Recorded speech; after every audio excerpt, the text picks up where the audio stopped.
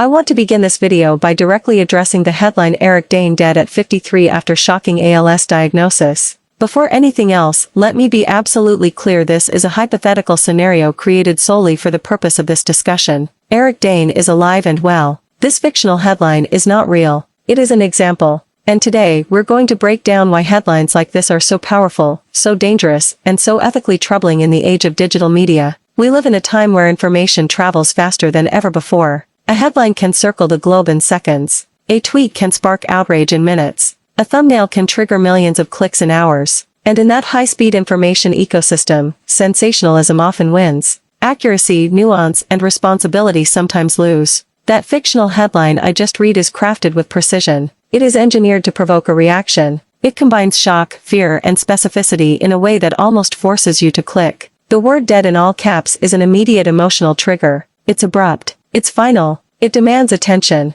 Adding a specific age 53 personalizes it. It makes it feel immediate and real. It reminds viewers of mortality. It invites comparison. And then there's the mention of a shocking ALS diagnosis. ALS is a devastating illness. Including it amplifies the emotional weight. It adds tragedy. It adds urgency. It deepens the shock value. This is not accidental. It's strategic. Clickbait operates on psychological principles. It plays on our curiosity gap, that uncomfortable space between what we know and what we want to know. When we see a bold, alarming statement, our brains crave resolution. We want confirmation. We want details. We want closure. That craving drives the click. But here's where the ethical problem begins. When a headline like this is false, when it fabricates a death, an illness, or a tragedy, it crosses a line from persuasion into manipulation. It exploits human emotion for profit. It uses fear, grief, and shock as marketing tools. And while the creator may gain views, add revenue, and algorithmic momentum, the broader impact is far more serious. Celebrity death hoaxes are not new. Long before social media, tabloids printed exaggerated or outright false claims about public figures. But the scale and speed of today's digital platforms amplify the damage. A misleading video title can be shared thousands of times before anyone verifies it. Screenshots circulate. Clips get reposted. People react emotionally in real time. Imagine being a fan who sees that headline. You might feel a jolt of sadness. You might message friends. You might post a tribute before even confirming the information. That emotional roller coaster, shock, grief, confusion, then relief or anger, is not harmless. It erodes trust. It creates fatigue. It conditions audiences to either overreact or become numb. Now imagine being a family member of the celebrity involved. Imagine receiving text asking if the news is true. Imagine having to reassure loved ones that the person is alive. That emotional burden is real. It's intrusive. It's unfair. And it is entirely avoidable. The defenders of sensational content often say it's just entertainment, or people should know better,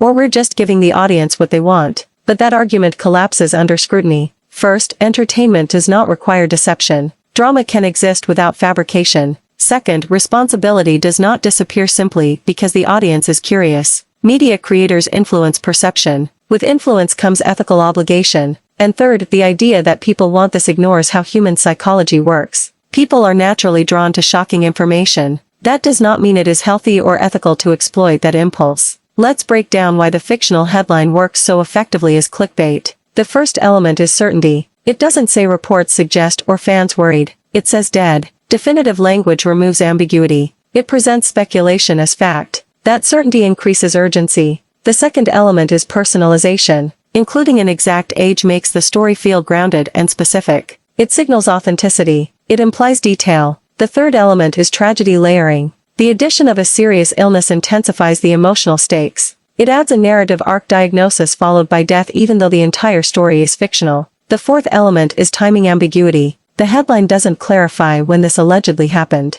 That ambiguity increases urgency. It makes viewers feel as though they may have missed breaking news. When these elements combine, they create a powerful emotional trigger. And emotional triggers spread faster than rational analysis. The broader issue here is misinformation culture. When audiences repeatedly encounter exaggerated or false headlines, something subtle but profound happens: trust degrades. People begin to question everything. They become skeptical not just of clickbait channels, but of legitimate journalism. Real breaking news becomes harder to distinguish from fabricated drama. This has long-term consequences. In a society where trust in media declines, conspiracy theories flourish. When people feel uncertain about what is real, they gravitate toward sources that confirm their existing beliefs. The result is fragmentation. Echo chambers grow stronger. shared reality weakens. It's important to recognize that misinformation is not always political. Sometimes it's entertainment-driven, sometimes it's celebrity gossip, but the mechanism is the same. Emotional manipulation replaces factual integrity. We should also talk about algorithms. Social media platforms reward engagement.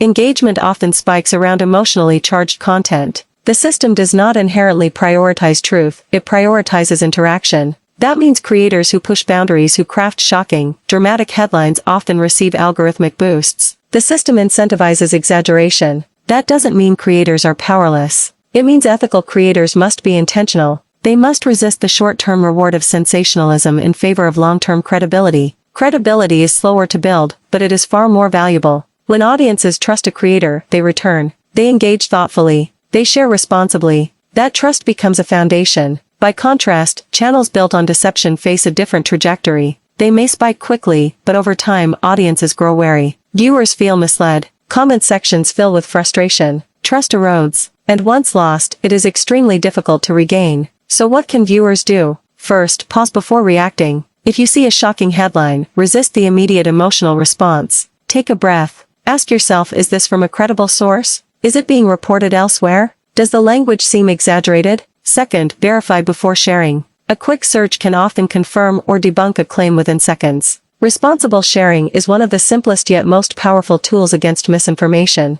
Third, support ethical creators. Platforms respond to engagement. When viewers reward accuracy, nuance, and transparency, they shift the incentive structure. Media literacy is no longer optional. It is essential. Being media literate means understanding how headlines are constructed. It means recognizing emotional triggers. It means questioning certainty when evidence is unclear. It also means acknowledging our own susceptibility. None of us are immune to clickbait. We are human. We are curious. We are emotional. Recognizing that vulnerability is the first step toward managing it. There's another dimension to this discussion: empathy. Behind every public figure is a real human being with family, friends, and a life beyond headlines. Treating someone's fictional death as a marketing hook dehumanizes them. It reduces a person to a clickable commodity. Ethical storytelling respects humanity. It prioritizes truth over shock. It values impact over impressions. As digital citizens, we shape the online environment collectively. Every click signals demand. Every share amplifies a message. Every subscription supports a model. If we want a healthier media ecosystem, we must cultivate healthier habits.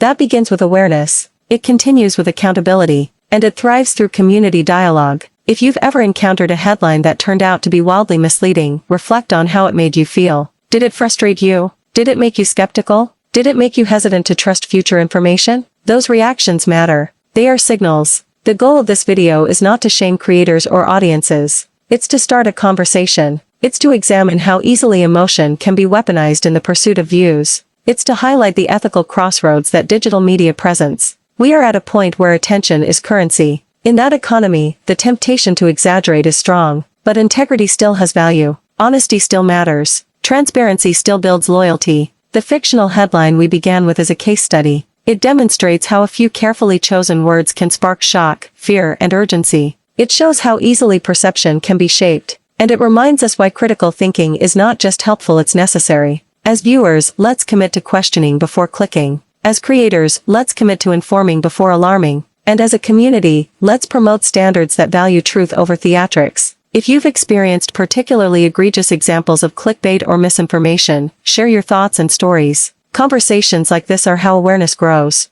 They're how norms shift. They're how accountability spreads. Thank you for engaging thoughtfully with this topic. If you believe in promoting media literacy, consider supporting content that prioritizes clarity and responsibility. And if you want to continue exploring how to identify and challenge misinformation, check out the other discussions on this channel. Together, we can encourage a digital culture where curiosity is met with truth, not manipulation, and where headlines inform rather than exploit. Thanks for the watching and subscribe.